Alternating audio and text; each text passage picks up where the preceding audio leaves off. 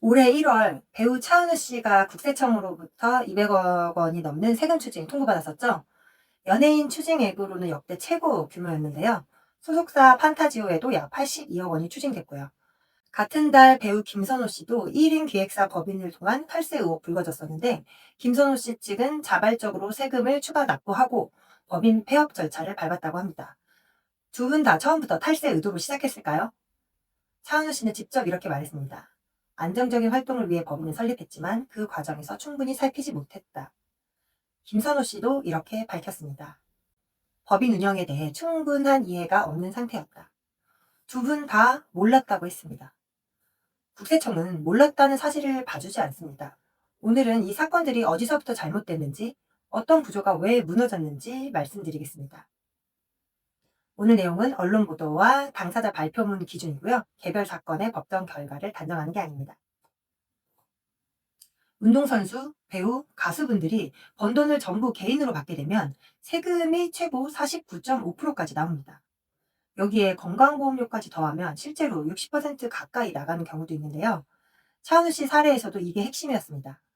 국세청이 밝힌 내용을 보면 개인으로 받으면 45%까지 냈을 돈을 법인으로 받아서 19%만 내려고 했다는 겁니다. 이 세율 차이가 25% 이상 차이니까요. 숫자만 보면 당연히 법인이 유리해 보이죠? 그런데 국세청은 이렇게 봅니다. 법인이 실제로 일을 한 경우에만 법인세율을 적용해주겠다.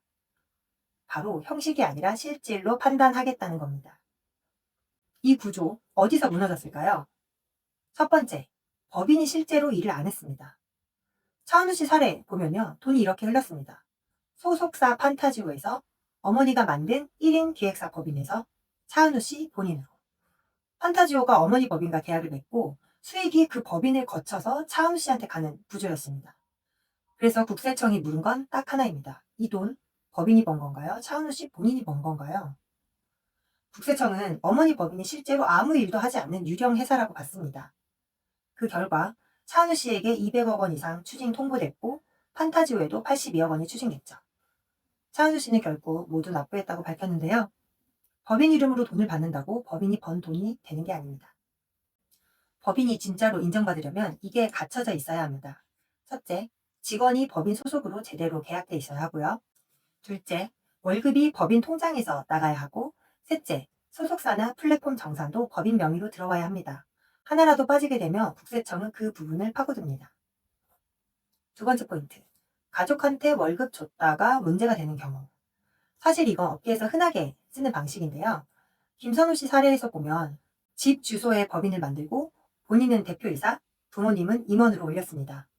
부모님께 매달 월급을 줬는데 보도에 따르면 부모님이 받은 월급을 다시 김선우 씨한테 보내는 구조였다고 합니다. 김선우 씨 측은 결국 가족 월급을 전부 돌려주고 세금도 추가 납부했습니다. 가족 월급이 비용으로 인정받으려면 세 가지가 있어야 합니다. 바로 첫 번째, 실제로 일을 했다는 증거인데요. 국세청은 이 사람이 받은 돈만큼 일을 했는지를 봅니다.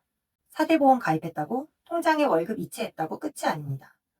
근로계약서, 업무일지, 회의록, 카톡이나 이메일 기록 등 실제로 일했다는 흔적이 있어야 합니다. 스케줄 관리해줬다, SNS 봐줬다, 연락 창구 역할 했다. 이렇게 말로만 하면 안 됩니다. 증거가 남아 있어야 합니다. 둘째, 월급이 너무 많으면 안 됩니다. 비슷한 일을 하는 다른 직원들이라 월급 차이가 너무 나면 이거 진짜 월급 맞아요? 하고 의심받게 되죠. 해당 업무 시세에 맞춰서 책정돼 있어야 합니다. 셋째, 사대보험이랑 세금 처리를 일반 직원이랑 똑같이 해야 합니다. 현금으로 주거나 몰래 주는 방식은 더 큰 문제가 되죠. 이 세 가지가 모두 갖춰져 있어야 가족 월급이 비용으로 인정됩니다. 인정이 안 되는 순간 그 월급 전체가 법인세 경비로 인정을 받을 수 없고요. 그럼 법인세도 내고 거기에 가산세까지 붙습니다. 가족한테 이미 돈이 다 나갔는데 세금까지 또 내야 하는 구조가 되는 거죠. 가족이 실제로 일하는 건 전혀 문제가 안 됩니다. 단 이름만 올려놓고 월급만 빠져나가는 구조가 문제가 되는 거죠. 마지막 세 번째, 법인 돈으로 자산을 산 게 진짜 법인께 맞는지 또는 법인 돈을 개인 생활비처럼 쓰는 경우입니다. 차은우 씨 사례를 보면요.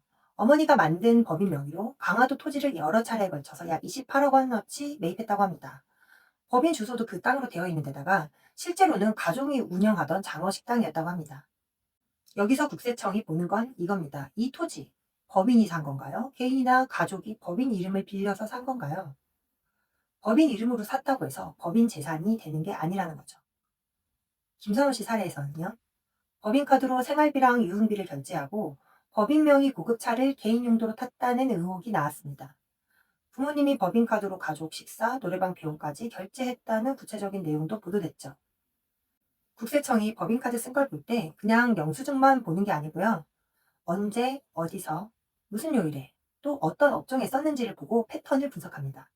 촬영이 없는 날, 주말에 가족 식사를 한다든지, 백화점이나 리조트, 또 유흥업소, 이런 게 반복되면 업무 비용이 아니라 개인 생활비 아닐까? 이렇게 봅니다. 이렇게 되면 법인 쪽에서는 법인세, 대표자 개인한테는 소득세가 동시에 나옵니다. 아낀 게 아니라 두 번 내는 구조가 되는 거죠. 그리고 한 가지 더. SNS에 올린 법인차 가족 나들이 사진, 여행 사진, 맛집 사진. 세무조사에서 카드 내역이랑 같이 묶어서 이거 개인 용도로 쓴 거 맞죠? 하는 증거로 들어갈 수 있습니다. 본인이 직접 올린 사진이 본인한테 불리한 증거가 되는 겁니다. 그럼 도대체 법인을 언제 만들라는 건가요? 이런 의문 드시죠? 법인이 맞는 경우가 있습니다. 전담 매니저가 있고 광고나 후원 계약을 기획사가 직접 협상하고 스케줄이랑 홍보, SNS 운영까지 팀이 실제로 돌아가는 구조라면 이런 경우라면 당연히 법인이 맞죠. 반대로 혼자 뛰고 혼자 출연하는 구조에서 세금만 줄이려고 법인을 만들면 인정받기 어렵습니다. 차은우 씨도 이렇게 말했죠. 안정적인 활동을 위해 법인을 설립했지만 그 과정에서 충분히 살피지 못했다.